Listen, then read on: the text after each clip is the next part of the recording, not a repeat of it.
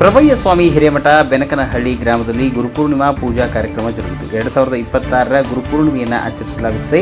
ಹಿಂದೂ ಪಂಚಾಂಗದ ಪ್ರಕಾರ ಆಷಾಢ ಮಾಸದ ಶುಕ್ಲ ಪಕ್ಷದ ಹುಣ್ಣಿಮೆಯ ದಿನದಂದು ಈ ಹಬ್ಬವನ್ನು ನಾವು ಆಚರಣೆ ಮಾಡಿಕೊಂಡು ಬಂದಿದ್ದೇವೆ. ನಾವು ಆಚರಿಸುವಂತಹ ಮಂಗಳಕರ ದಿನಗಳಲ್ಲಿ ಹಬ್ಬಗಳಲ್ಲಿ ಗುರುಪೂರ್ಣಿಮಾವು ಮಹತ್ತರ ಅರ್ಥವನ್ನು ಹೊಂದಿದ ಹಬ್ಬವಾಗಿದೆ. ಗುರುಪೂರ್ಣಿಮಾ ಎನ್ನುವ ಹೆಸರು ಗುರು ಮತ್ತು ಪೂರ್ಣಿಮಾ ಎರಡೂ ಶಬ್ದಗಳಿಂದ ಸೃಷ್ಟಿಯಾದ ಹೆಸರಾಗಿದೆ.